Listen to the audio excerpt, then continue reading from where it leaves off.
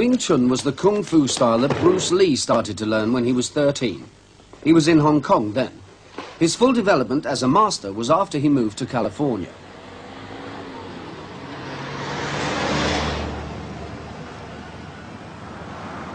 It was in Los Angeles that he began his film career, and at the same time worked out his theories about the fighting arts. He taught many people, but he shared his deepest thoughts with very few. One man who worked closely with him still teaches Bruce Lee's approach to fighting in his Los Angeles gymnasium. Bruce Lee called his system Jeet Kune Do, the way of the intercepting fist. Although he was a film star, he was a creative master, one of the men who have kept the fighting arts developing throughout the centuries. Those men who worked closely with him consider that he was a genius. He made Dan Inosanto think again about all that he had been taught about the fighting arts. Dan Inosanto doesn't teach Bruce Lee's revolutionary theories to everybody. What he looks for in a student is quick thinking and an openness, a flexibility of mind. 8, 9, 10. Okay, this is only going to do one set on the right, one side on the left, okay? Right hand push-up, ready, begin. On the football field.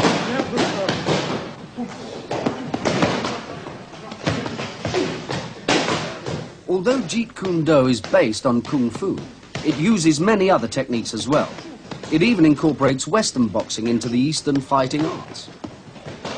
The students are taught to fight ferociously, and yet to be sensitive to their opponent. They must feel out his technique and respond to the energy of his attacks, taking it over and using it against him. Bruce Lee taught that the response to attack can be to use a technique from any fighting system in the world.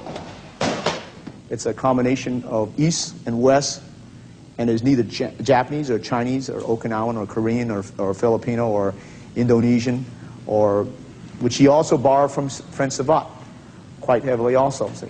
So it's just a combination that somebody had something to offer, and he wanted to blend it into what worked for him. So Jeet Kune Do, Bruce's art, is basically what works for that individual. And it still goes back to what we were talking about: research your own experience, absorb what is useful, and reject what is useless, and add specifically what is your own creation. Bruce never taught us forms, and we're probably the only non-classical Kung Fu style that has never been taught forms. And according to Bruce, if you taught forms, it wouldn't be the mechanics. Okay, if you notice a lot of Chinese sets, they'll go like this, right? And they'll go like this, or they'll go like this, and they'll go like this, and then they'll do it with the left hand, see? Bruce was against forms because you don't know what it's for. Why not just practice it like this? And break, then hit the groin and hit the face and hit, rather than practice it like this and not know what the meaning is for. For instance, if I go like this, why not practice? Rather do it in a set, why not practice what it's for?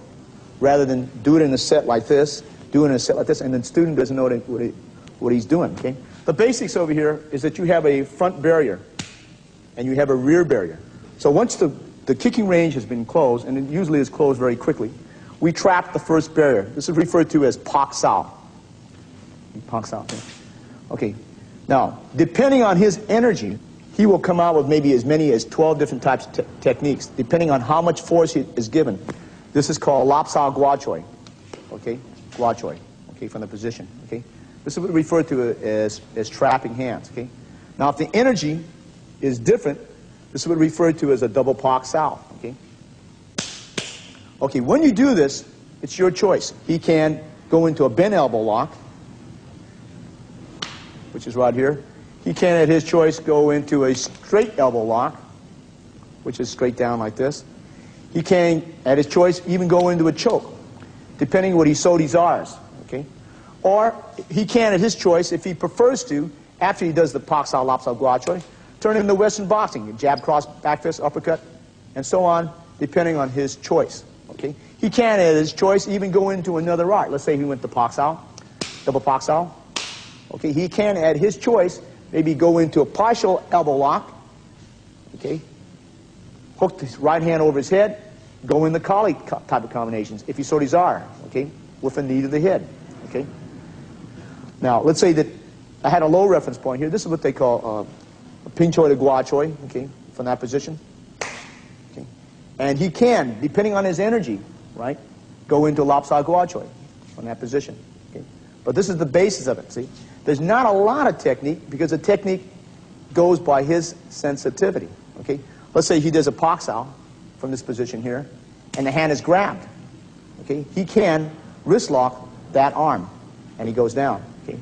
So it's not, is it grappling? Is it choking? It doesn't matter. You go according to the sensitivity he gives you. If you limit yourself to a particular style, then you have to solve it. For instance, if I did a Pak-Sao, Wing Chun will go like this. You'll just sometimes go straight. Okay? There is no, maybe I can flow into Kali position here, because this is the foundation that Bruce taught us. That it doesn't matter what art and where you take it from, you just flow accordingly to the structure of your body. So it doesn't have to be. And I think that's where the great fall in the world is. They think it's a Chinese. It is a Kung Fu style because its roots are found in, 50% is found in the Wing Chun system. But he went out of it. Okay? There is not like the movies where you see the give me a hook kick and a cyclone kick. It is nothing something like this. Let's say we go like this, and this stuff that you would see, very seldom Bruce would use. In all the confrontations that I've seen Bruce, an actual confrontation, I've never seen him do any of this at all, unless he's just playing around with the man. Okay? So all this high kicking and flashy kicking is usually out. For an example, right? This here, if he grabs my hand, Bruce would just go, stop. That's good enough. See? But you see, as Bruce said, what is spectacular for a movie is not usually practical for the street. And what is practical for the street is very dull for a demonstration. Who wants to see a guy go Pak-Sao, he grabs and he stomps and he headbutt? See? Or you hit up. It's not spectacular enough, see? But now the spectacular stuff of this stuff here, it attracts the audience, right? But it's not where the art is at. Okay? This is where we are, where Bruce said he was violently against. Bruce said that you had to have something between East and West. And I think in the Orient they tend to be over-secretive, over-flowery sometimes, and hiding a lot, see? If you're secure in your knowledge, you don't have to hide it. Why hide it? You can just bring it out.